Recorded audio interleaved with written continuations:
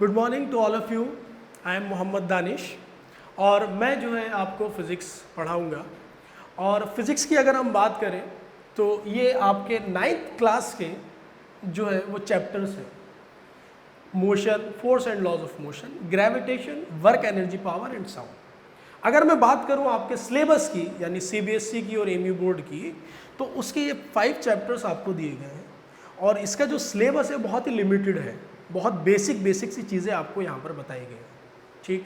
लेकिन हम इसको फाउंडेशन क्यों कह रहे हैं? हम इसको फाउंडेशन इसलिए कह रहे हैं क्योंकि किसी भी कंपटीशन के लिए 9th और 10th फाउंडेशन की तरह है। अगर आपका 9th और 10th क्लियर है तो हर कंपटीशन आप बहुत आसानी से क्लियर कर सकते हो। लेकिन अगर 9th और 10th क्लियर नहीं है तो फिर आप किसी भी कंपटीशन को क्वालिफाई करने के लिए आप फिर उस लायक नहीं बचते। क्यों? देखो 9th में होता यह है कि हमें ऐसा लगता है 9th क्लास सिर्फ और सिर्फ जो रिलेटेड है वो हमारे स्कूल से रिलेटेड है। हम उसके बाद 10th में पहुंचेंगे, 10th में बोर्ड आ जाता है। लेकिन 9th में कोई ऐसा बोर्ड नहीं होता, स्कूल वालों के हाथ में सारी चीज़ें होती हैं। तो हम इस चीज़ को हम बहुत ही ज़्यादा सीरियस नहीं लेते। लेकिन अगर हम बात करें तो 9th जो है वो आपका फाउंडेशन है, बेसिक है।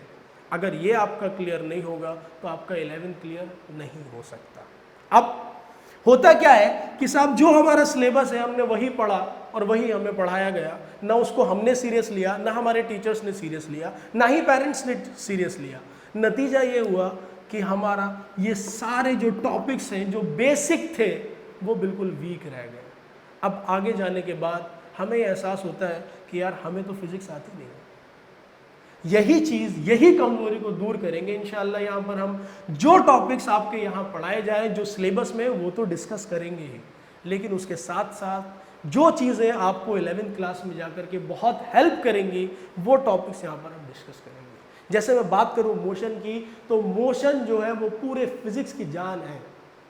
अगर सिर्फ मोशन की मैं बात करूँ तो ठीक, वो चीज़ हम यहाँ पर डिस्कस करेंगे। आपको जब मैं यहाँ पर मोशन का लेक्चर लूँगा, जब मैं आपको मोशन पढ़ाऊँगा, तब आपको पता चलेगा कि क्या हमारे सिलेबस में दे रखा था और क्या हमें एक्स्ट्रा पढ़ाया जा रहा है और इसकी क्या ज़रूरत हमें 11th क्लास में आएगी, वो भी मैं यहाँ पर डिस्कस करूँगा। उसके बाद मैं बात करूँगा force and laws of motion की। Force and laws of motion ऐसा चैप्टर है जो 11th क्लास में जाकर के बड़े बड़े अच्छे अपने हाथ खड़े कर देते हैं। क्यों? क्योंकि उनका 9th का क्लियर नहीं होता, बेसिक ही क्लियर नहीं है उनका। ग्रेविटेशन की अगर मैं बात करूं, ग्रेविटेशन भी मुझे 11th क्लास में जाकर के पढ़ना है और मैं 9th में भी आपको ऐसी चीजें इसमें बताऊंगा जो आपको लगेगा कि हाँ यार ये ग्रेविटेशन तो हमें बुक में दे ही नहीं रखा है, ये ग्रेविटेशन तो हमारे सिलेबस में है ही नहीं। लेकिन इसका जो आपका कंपटीशन वाला पार्ट है वो डिस्कस नहीं किया जाता है, वो हम यहाँ पर डिस्कस करेंगे। इसी तरह से work energy power, work energy power की अगर मैं बात करूं तो पूरे 11th क्लास में जाकर के वर्क एनर्जी से रिलेटेड इतनी प्रॉब्लम आपको मिलेंगी और वर्क एनर्जी से रिलेटेड प्रॉब्लम अगर हम सॉल्व करेंगे तो वो इतनी आसान आपको हो जाती है। वो भी चीज़ें हम यहाँ पर डिस्कस करेंगे कि साहब किस तरह से हम एक टिपिकल प्रॉब्लम को ये मेथड लगा करके सॉल्व करेंगे तो हमें बहुत आसान हो जाएंगी। फिर हम बात करते हैं साउंड की। इसी तरह से साउंड भी जो है वो एक चैप्टर है आपका, वो आपको 11th क्लास में पढ़ना पड़ेगा। साउंड के साथ मैं आपको वेव के बारे में भी थोड़ा सा आइडिया दूंगा, जो वेव हम 11th क्लास में जाकर के पढ़ेंगे। तो ये आपका फाउंडेशन है। फाउंडेशन इसलिए कहा गया है क्योंकि ये पूरा का पूरा 11th क्लास इसके ऊपर डिपेंड करता है। इसको बिल्कुल भी हमें हल्के में नहीं लेना है। अगर पढ़ाने की बात करें तो कोई भी कहते हैं सब 9th क्लास है, 9th क्लास तो कोई भी पढ़ा लेता है, लेकिन जब हम पढ़ाएंगे तो इंशाअल्लाह एहसास होगा कि हाँ क्या पढ़ाया जा रहा है और क्या हमारे सिलेबस में अगर जो है वो दे रखा है। ठीक है, तो मैं आपको यहाँ पर सिलेबस का आपका कवर करूँगा, उसके साथ साथ फाउंडेशन में जो टॉपिक्स हैं जैसे कि इंटीग्रेशन हो गया, जैसे कि डिफरेंशिएशन हो गया, ये मैंने लास्ट ईयर भी कवर किया है और अब भी इंशाअल्लाह कवर करूँगा। और आपको 9th क्लास में मैं प्रॉब्लम सॉल्व करवाऊँगा नीट और IIT और बीटेक AMU की।